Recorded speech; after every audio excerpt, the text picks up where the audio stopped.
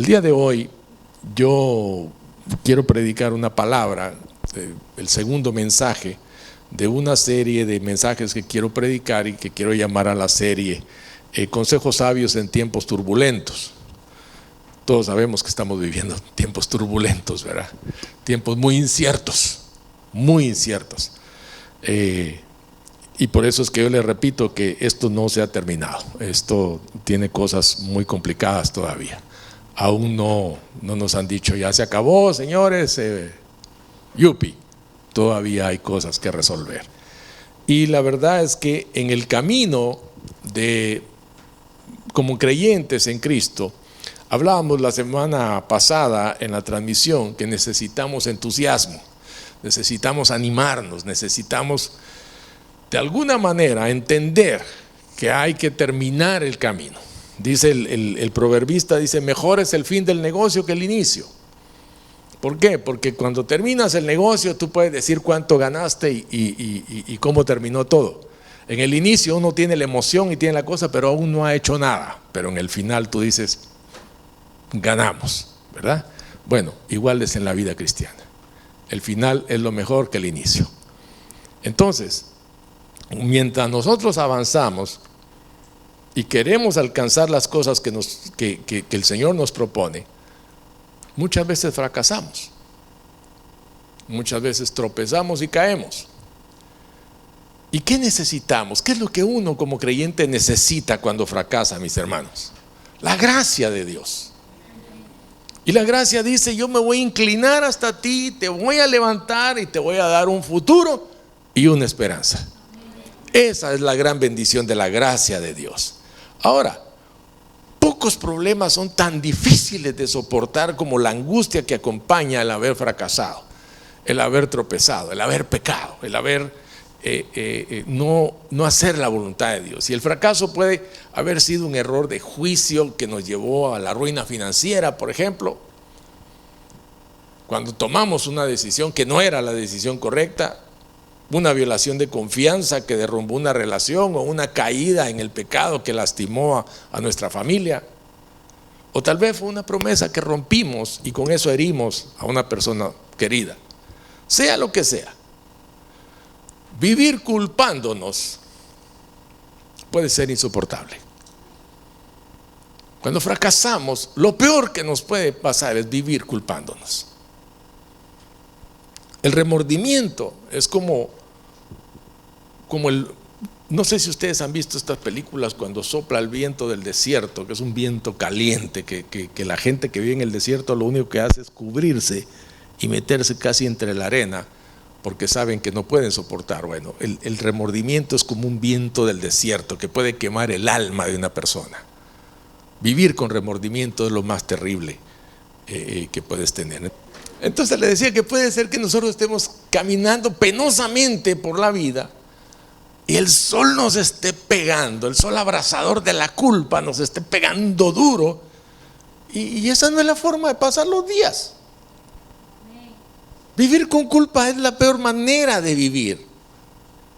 Y nuestro Señor desea que nosotros superemos el fracaso. Como Dios de amor, como Dios de misericordia y de gracia, Él quiere que nosotros encontremos nuestra victoria del pasado. Él sabe que nosotros somos débiles y que somos imperfectos y está dispuesto a escuchar nuestra confesión y perdonar todas nuestras transgresiones. Cuando nosotros hacemos esto, Él nos va a permitir ir más allá del fracaso para poder tener una vida productiva. ¿Sí?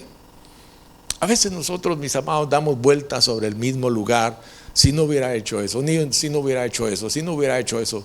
Ven y pídele perdón a Dios, acepta su perdón y sal del círculo vicioso.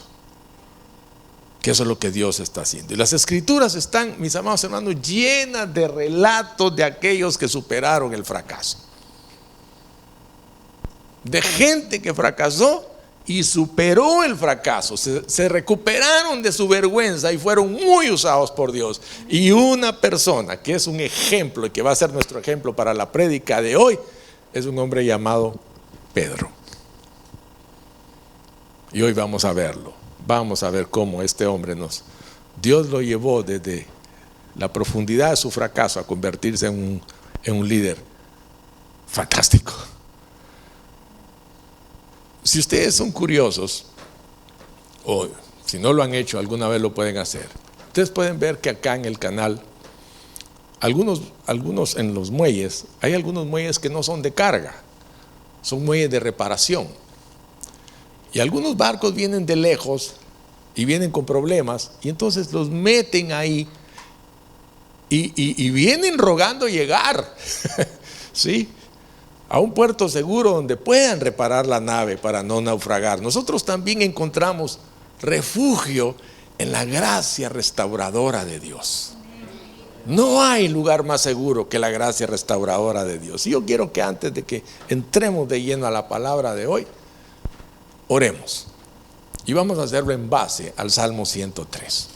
Así que cierra tus ojos y vamos a orar y entremos a este puerto de gracia y démosle la bienvenida, o recibamos más bien la bienvenida de parte de Dios a nosotros, pecadores que buscamos restauración y esperanza.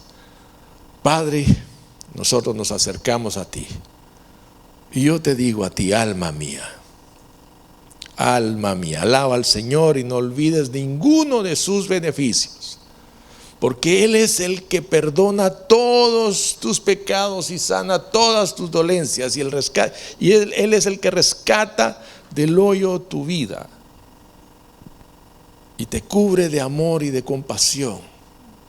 Él colma de bienes tu vida y te rejuvenece como las águilas. Así, con esa confianza nos acercamos, Padre, creyendo que el día de hoy tu palabra nos traerá, Señor, el bálsamo sanador, la gracia restauradora para levantarnos y seguir adelante, Señor.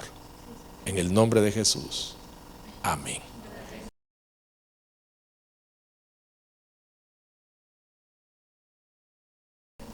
Si nosotros pudiéramos ver, mis amados hermanos, el expediente de Pedro, que nos lo pusieran.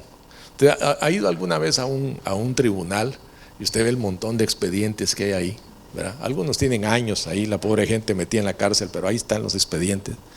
Bueno, el de Pedro está ahí y ya está procesado y tiene un sello así encima que dice esperanza. Sí, ya fue procesado. Aunque este hombre falló al negar a Cristo, superó su fracaso por la gracia de Dios. Su ejemplo nos da la esperanza a nuestro propio nuevo comienzo. Porque Pablo dice, porque las cosas que se escribieron antes, se escribieron para nuestra enseñanza, a fin de que por la paciencia y la consolación de las Escrituras tengamos esperanza. Para eso se escribieron estas cosas. Por eso es tan importante, mis amados hermanos, que nosotros vayamos a la palabra de Dios para encontrar lo que necesitamos para seguir adelante. Usted no necesita un mensajito motivacional cada mañana. Usted necesita la palabra de Dios que lo asegure. Imagínense que Pedro, con semejante metida de pata, hubiera creído que un mensajito motivacional lo iba a levantar donde estaba. Él necesitaba una palabra. Entonces, veamos un poquito cómo sucedió todo esto. Y vamos a Lucas capítulo 22 y vamos a ver cómo pasó todo. Capítulo 22, versículos 14 al 34. Dice: cuando llegó la hora, Jesús y sus apóstoles se sentaron a la mesa. Entonces les dijo: he tenido muchísimos deseos de comer esta Pascua con ustedes antes de padecer, pues les digo que no volveré a comerla hasta que tenga su pleno cumplimiento en el reino de Dios. Luego tomó la copa, dio gracias y dijo: tomen esto, repártanlo entre ustedes. Les digo que no volveré a beber del fruto de la vida hasta que venga el reino de Dios. También tomó pan y después de dar gracias lo partió, se lo dio a ellos y dijo: este pan es mi cuerpo entregado por ustedes, hagan esto en memoria de mí. De la misma manera tomó la copa después de la cena y dijo: esta copa es el nuevo pacto en mi sangre, que es derramada por ustedes, pero sepan que la mano del que va a traicionarme está con la mía sobre la mesa. a la verdad el Hijo del Hombre se irá según está decretado, pero ay de aquel que lo traiciona. Entonces comenzaron a preguntarse unos a otros, ¿quién de ellos haría esto? Tuvieron además un altercado sobre cuál de ellos sería el más importante. Jesús les dijo, los reyes de las naciones suprimen a sus súbditos, y los que ejercen autoridad sobre ellos se llaman a sí mismos benefactores. Yo creo que es el receptor. Dame otro de estos micrófonos, por favor, Diego. Dice, no sea así entre ustedes, al contrario, el mayor debe comportarse como el menor y el que manda como el que sirve, porque ¿quién es más importante, el que está a la mesa o el que sirve? No lo es el que está sentado a la mesa, sin embargo yo estoy entre ustedes como uno que sirve. Ahora bien, ustedes son los que han estado siempre a mi lado en mis pruebas, por eso yo mismo les concedo un reino, así como mi Padre me lo concedió a mí, para que coman y beban a mi mesa en mi reino y se sienten en tronos para juzgar a las 12 tribus de Israel. ¡Wow! Todo lo que estaba diciendo aquí era emocionante, hermano.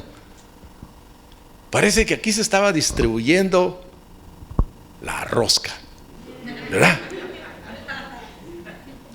Esto me parecía la reunión de un partido político, ¿verdad? Aquí se está repartiendo la papa.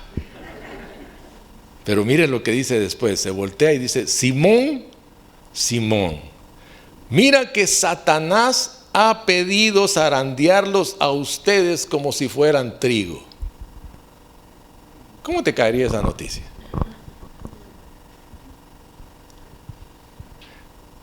Pero yo he orado por ti.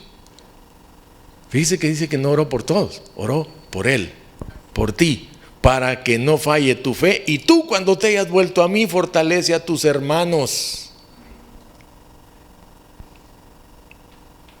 Lo lógico era, Señor, no dejes que me falle mi fe, ayúdame. La respuesta fue, Señor, respondió Pedro, estoy dispuesto a ir contigo tanto a la cárcel como a la muerte. Pedro, te digo que hoy mismo, antes de que cante el gallo, 3 veces negarás que me conoces. Ponte un ratito en el lugar, junto a Pedro y los otros discípulos. ¿Cómo sería ese ambiente, hermano? ¿Cómo se quedaría el ambiente después de todo? Vamos a ver, a examinar el fracaso de Pedro. La historia de fracaso y restauración de Pedro comienza esa noche de Pascua, cuando Jesús fue arrestado. Fíjate que Jesús le advirtió a Pedro que se avecinaba una tormenta, que venía un huracán sobre su vida. Le dijo, Satanás ha pedido zarandear a cada uno de ustedes como a trigo. Y le dijo, a todos ustedes, todos. ¿Por qué? Porque Satanás tenía la intención de esparcir a estos discípulos débiles como paja, hermano. Los iba a sacudir de verdad. Pero estaba interesadísimo, pero bien interesado, en exponer la delgadita lealtad de Pedro. Ese que parecía tan bocón y tan, como dirían allá en el interior, ese que es arrecho para enfrentarla, ¿verdad? ¿Por qué apuntó a Pedro? ¿Cuál era el impacto de hacer fracasar a Pedro? ¿Cómo iba a impactar al resto de los discípulos? Y Jesús permitió que Satanás zarandeara a todos, pero protegió a Pedro con oración y le aseguró, he orado por ti para que tu fe no falte, pero tú, una vez que hayas vuelto, fortalece a tus hermanos. De una vez le dio tarea, le dijo, te van a arrastrar, vas a caer, te vas a levantar, y una vez vuelto te tengo tarea. Yo lo que quiero que veas es que en el Señor ningún fracaso es para quedarse en el suelo. Y entonces Jesús oró para que el fracaso de Pedro no destruyera su fe, sino que la fortaleciera mediante el arrepentimiento para poder fortalecer a otros. Ahora, uno podría pensar que ese fracaso lo iba a descalificar. que no iba a servir para nada. Ahora, ¿cómo podría estar Pedro preparado para ayudar a otros después de su fracaso? ¿Cómo se puede? En ese momento de su vida, Pedro se veía a sí mismo como inmune al fracaso. Si estoy vacunado, a mí esto no me pega. Yo voy hasta la cárcel contigo, Señor, y si es necesario, hasta la muerte. Patria o muerte. Dice, ¿sí? Es más, cuando le dijeron que iba a fracasar, se sintió insultado por la insinuación de Jesús, de que él era débil. Y en lugar de reconocerlo, mis amados, con humildad, y decir, sí, Señor, necesito de tu oración para resistir, se enorgullece de su lealtad para que los demás lo admiren. Yo estoy dispuesto. Lo que no sabía es que todavía le faltaba aprender algunas lecciones. ¿Sabes qué es lo tremendo? Que hay lecciones que solo la experiencia enseña. Que hasta que no te levantas con la nariz bien raspada, no la aprendes. Yo a todo el mundo le digo, mira, si a mí se me notara las veces que yo he tropezado, sería ñato, y eso es hablar bastante.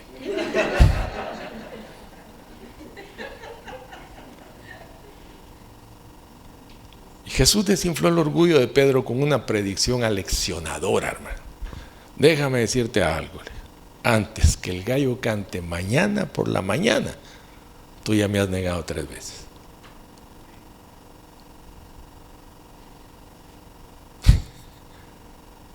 Ese es un verdadero profeta de Dios, el que te dice las cosas como van a ser. Luego Jesús llevó a los discípulos al huerto de Getsemaní, ahí fue arrestado, llevado a la casa al sumo sacerdote para su primer juicio. Todos los discípulos se dispersaron, dice. Pedro lo siguió a una distancia prudente y entró al patio con la esperanza de mirar así de lejos, tú sabes, que no me miren. Todo el escenario estaba listo para su caída. Y los evangelistas Mateo y Lucas narran con detalle lo que pasó, hermano. O sea, encima no quedó allá. El cuento nos llega hasta aquí, para que miren cómo pasó. Y dice, Mateo dice que una criada se le acercó y le dijo, ¿tú estabas con Jesús? Y la respuesta de él fue, no sé lo que dices. Y otra criada se le acercó, dice Lucas, y le dijo, este estaba con él. Mujer, dice, yo no lo conozco. Luego dice que otra criada, dice Mateo, siguiendo el relato que él está contando, ella dijo, este estaba con Jesús el Nazareno. Y él jurando dijo, no conozco a este hombre. Por mi madrecita que no lo conozco. Lucas dice, otro dijo, tú también eres de ellos. Hombre, no lo soy, dijo. Y el relato sigue. Y Mateo y Lucas coinciden y dice, y los que estaban ahí, porque me imagino que se armó el revolú, ¿no? Usted sabe cómo es la cosa, ¿no? La gente dice, estaba ahí, y todos se voltean para ver qué es lo que está pasando, ¿verdad? Entonces aquí ya se hizo la cosa y toda la gente se volteó, se acercaron. Y dice, seguro tú también eres de ellos, le dijeron el grupo. Tu manera de hablar te delata. No se está refiriendo a que hablaba así, aleluya, hermanos. No. Tenían el acento, era galileo.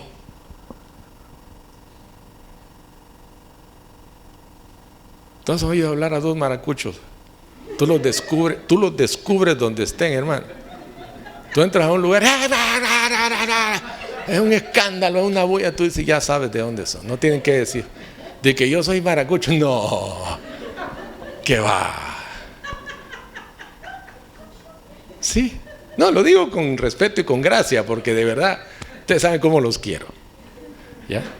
Y dice que le dijeron, es que tu manera de hablar te delata. Y él comenzó a maldecir y a jurar: no conozco a ese hombre. O sea, se le salió el cobre, hermano.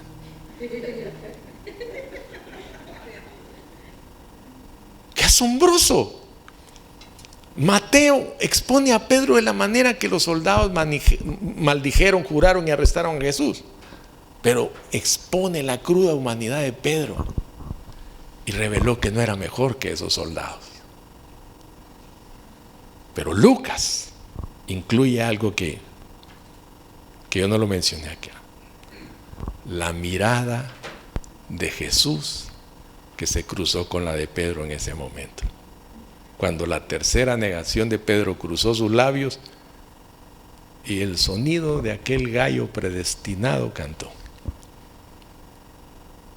Se cruzaron las miradas de Jesús y de Pedro. En ese momento el Señor se volvió y miró a Pedro, hermano.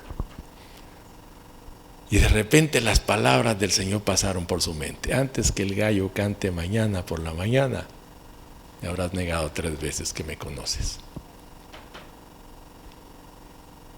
La mirada de Jesús expuso el pecado de Pedro, expuso su yo real y su débil voluntad, su verdadera naturaleza desnuda estaba ahí. Entonces corrió. Dice que salió corriendo, no de los soldados ni de sus espadas, sino de los ojos y la mirada de Jesús. Dice la versión de la Biblia del Nuevo Testamento que se llama El Mensaje, que Pedro salió y lloró y lloró y lloró. Yo no sé si tú alguna vez has tenido la experiencia de llorar en la presencia de Dios por haberlo traicionado, pero sientes que no te alcanza a llorar y te ahogas en el llanto. Ahora, ¿qué fue la carga que le llevó a Jesús, a Pedro, ver el aspecto de Jesús? Su mirada le dio vergüenza, sabía. A lo mejor él pensó o interpretó: yo sabía que nunca llegarías a tanto. Culpa, ¿verdad? O ya te diste cuenta el lío que armaste. Culpa. O te lo advertí pero no me escuchaste. Culpa. O sufrirás por lo que has hecho, que es lo que muchos cristianos pensamos, ¿verdad? Condenación. Ahora me vienen las consecuencias. Conociendo el amor de nuestro Señor por los pecadores, su mirada probablemente transmitía empatía y no vergüenza, gracia y no culpa, compasión y no disgusto. Yo te pregunto a ti, ¿qué ves tú en los ojos de Jesús cuando pecas? ¿Qué ves? Reflexiona un momento, piensa un momento. Cuando ofendes al Señor, ¿qué ves en sus ojos? ¿Un mensaje de disgusto o de compasión? ¿Qué clase de Jesús conoces? Ahora, vayamos y tratemos de comprender el significado más profundo a medida que vemos la historia de Pedro y vemos la gracia de Dios rescatando y restaurando a este discípulo caído. Los siguientes días, porque pasaron 3 días, llenos de pesar, hermano, fueron una pesadilla viviente para Pedro. ¿Te puedes imaginar esto? Sin embargo, cuando Jesús se levantó de la tumba, también se levantó la esperanza. Porque las mujeres que lo encontraron, Él les dijo: vayan y díganle a los discípulos, denle la noticia. Y también a Cefas, a Pedro. Qué delicado el Señor, ¿verdad? También a Pedro. Él sabía lo que había pasado entre ellos. Cuéntenle a todos los discípulos, pero especialmente a Pedro.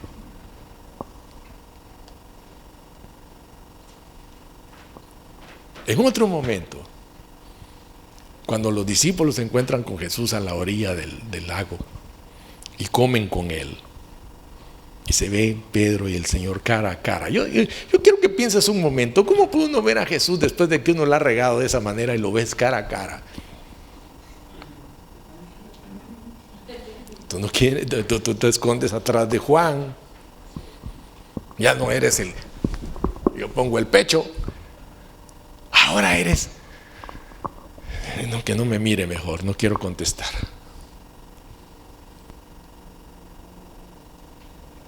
Y el Señor lo llama y le dice: Simón, hijo de Jonás, ¿tú me amas? ¿Te recuerdan ese diálogo en Juan? Y le pregunta 3 veces, porque 3 veces la regó. Ahora yo te pregunto, ¿quién estaría después de este diálogo más o mejor calificado para contarle a la gente acerca de la gracia de Dios que el hombre que más la había necesitado en un momento y la había recibido? Pedro. Mira, y cuando se funda la iglesia, ¿quién fue el que asumió el papel más destacado, hermano? Pedro. Ahora sí estaba dispuesto a ir hasta la muerte.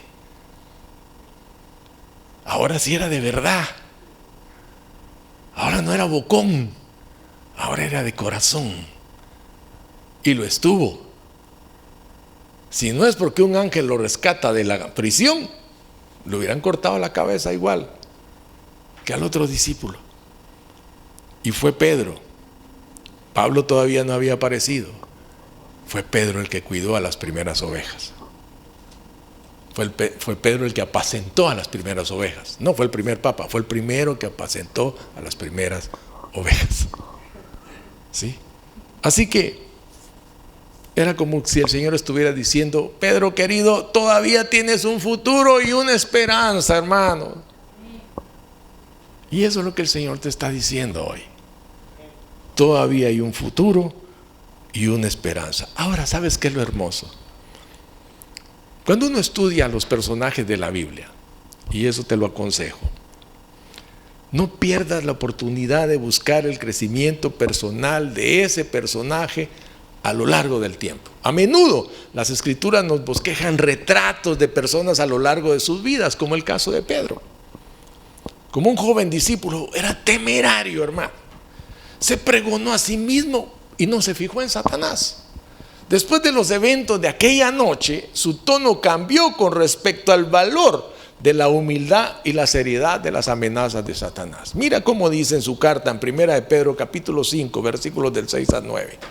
Humíllense pues bajo la poderosa mano de Dios para que Él los exalte a su debido tiempo. Practiquen el dominio propio y manténganse alerta. Su enemigo, el diablo, ronda como león rugiente buscando a quien devorar. Resístanlo manteniéndose firmes en la fe, sabiendo que sus hermanos en todo el mundo están soportando la misma clase de sufrimientos. Cuando tú empiezas a leer esta carta, dice Pedro, ya anciano, ya había pasado tiempo, ya había crecido, ya se había desarrollado. Si lo comparas con su actitud de allá del Evangelio en Lucas, las diferencias en estos dos pasajes nos dejan ver que había aprendido una gran lección, hermano. Era otro hombre. Quiero decirte algo. No es solo caerse por caerse, no es solo tropezar por tropezar. Aprende. Aprende. Saca algo de beneficio de cada tropezón. Aprovecha la gracia que te es dada para crecer y no quedarte igual. No des vueltas en el mismo círculo. En el horno del fracaso, mis hermanos, toda la escoria que tenemos en nuestras vidas se desprende y nos purifica y revela las preciosas cualidades de la humildad y la dependencia de Cristo. Nos enseña que sin Cristo, mis amados hermanos, no somos absolutamente nada. Que tenemos que aprender a depender de Él absolutamente. Muchas veces fracasamos y a donde menos recurrimos es a Él. Y estamos dando vueltas, así nos estamos ahogando, pero no oramos, no hablamos con Él. Espérate, dice, tráeme la cajita de promesas. Si vas a hacer eso, ve con el del pajarito allá en la feria, ese que te saca pensamientos bonitos. Ve, es lo mismo.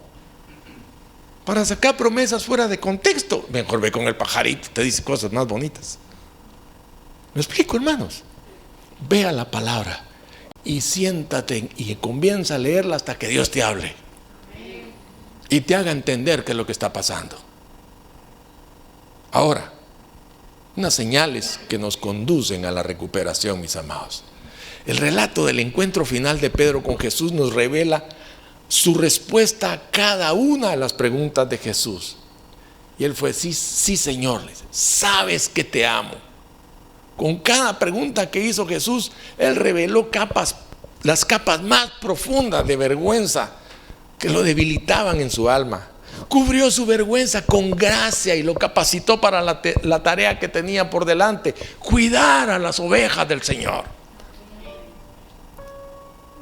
Tú no puedes cuidar a nadie hasta que no reconoces que necesita ser cuidado por Él. Herido y luego sanado, Pedro se volvió apto para la obra sanadora del ministerio. Es hasta que eres sanado que puedes sanar a otros. Agachado y levantado, estaba listo para levantar a otros. Culpable pero perdonado, estaba calificado para predicar el evangelio de la gracia con poder.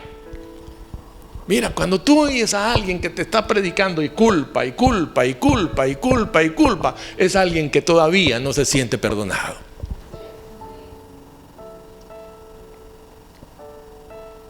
Por eso es importante que tú te sientas perdonado para transmitir el evangelio de la gracia de Dios. Cuando predicó el día de Pentecostés, ese Pedro perdonado y sanado, hermano, cuando él predicó, 3,000 almas vinieron a los pies de Jesucristo al oír sobre la gracia de Dios.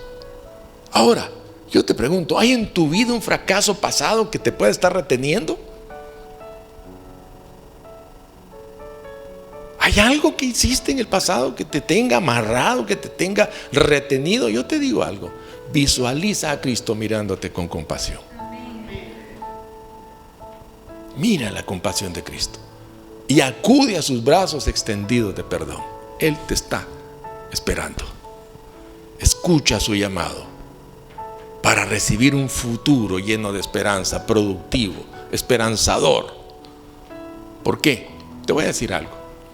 Los recordatorios de tu fracaso podrán perseguirte. A cada vuelta de la esquina te va a aparecer el rótulo, para que no se te olvide que fracasaste. Y cada amanecer los gallos van a cantar tu fracaso, pero haz lo que hizo Pedro. Escucha el canto del gallo, pero como un recordatorio de la compasión de Cristo y como un llamado diario para compartir tu restauración con los demás. Para eso sirve. Seamos sinceros, todos hemos fallado, mis amados, todos, pero por la gracia de Dios, tu fracaso no tiene por qué definirte, ni permanecer como una presencia incapacitante en tu vida.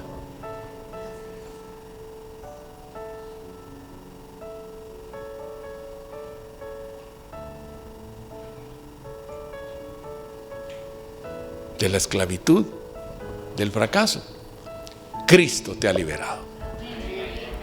Amén.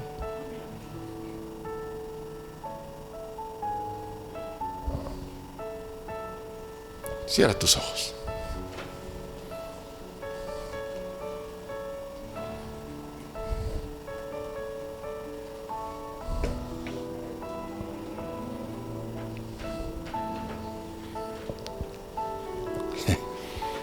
Hay gente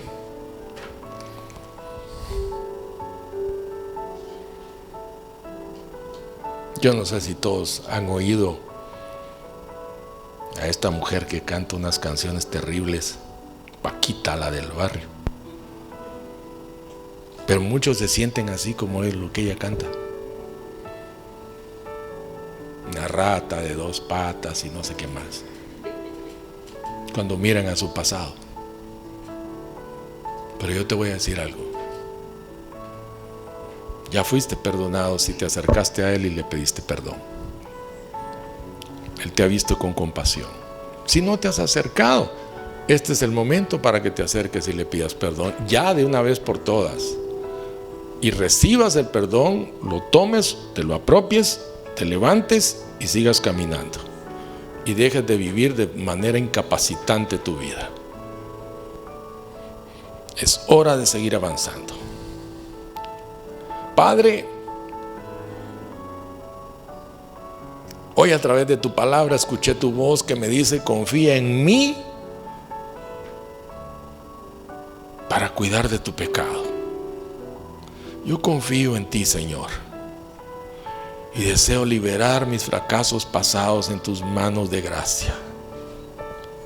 Tú me estás ofreciendo un futuro y una esperanza, y yo lo tomo, Señor. Gracias por darme una razón para vivir y el poder para superar y seguir adelante, Señor. Yo no puedo con mis fuerzas. Al igual que Pedro, Señor, con mis fuerzas yo fracaso día a día, Señor. Pero sé, como dice tu palabra, que tú intercedes por mí delante del Padre cada día, y que tu oración es la que me sostiene, Señor. Tu poder es el que me sostiene. Guía mis pasos, Señor, mientras dependo de ti. Quiero hacerlo con humildad y con agradecimiento cada día, Señor, pero sobre todo con entendimiento, mi Dios. Quiero ser útil, Padre. Hazme un instrumento útil. No quiero seguir viendo más al pasado. Quiero ver hacia lo que tú tienes delante de mí.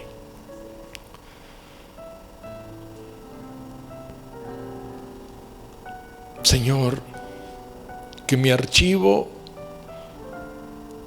que mi folder diga esperanza, perdonado.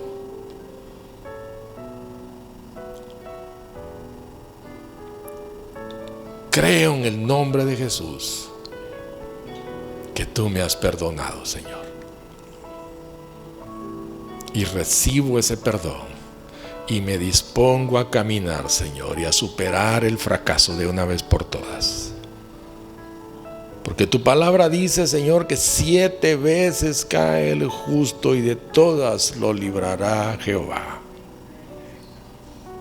Lo creo con todo mi corazón, Señor, que eres tú el que me libra. Te doy gracias. Gracias, mi Dios, en el nombre poderoso de Cristo. Gracias. Mi Dios, hay personas que a través de la transmisión se han acercado buscándote. Yo te pido que te reveles a sus corazones, te manifiestes a sus vidas, Señor, y que el día de hoy el milagro del nuevo nacimiento se manifieste en sus vidas. En el nombre de Jesús, que sean engendrados para la vida eterna. Ahí donde están, en el nombre de Cristo, yo hoy les animo a abrirle su corazón y decirle: Padre, te recibo, te abro las puertas de mi corazón, reconozco a Jesús como mi Señor y Salvador, y hago personal su sacrificio para el perdón de mis pecados. Hazlo el día de hoy, y el Señor transformará tu vida. Te bendigo en el nombre de Jesús. Y Padre, te ruego que todo aquel que vino esperando, Señor, recibir una respuesta a su oración, la reciba ahora en el nombre de Jesús. Amén y amén.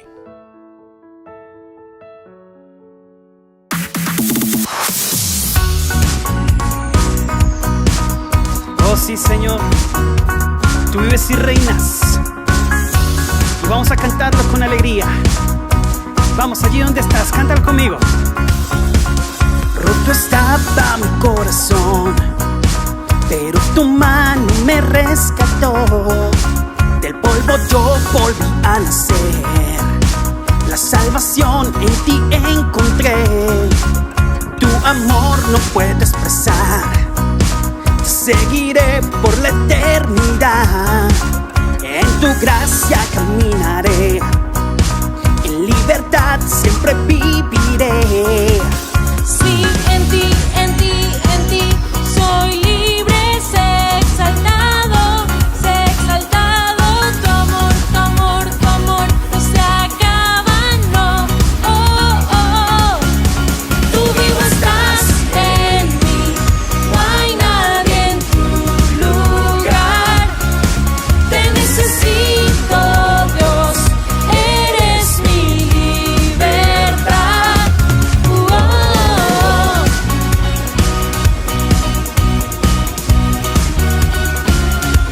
Oh, oh, oh.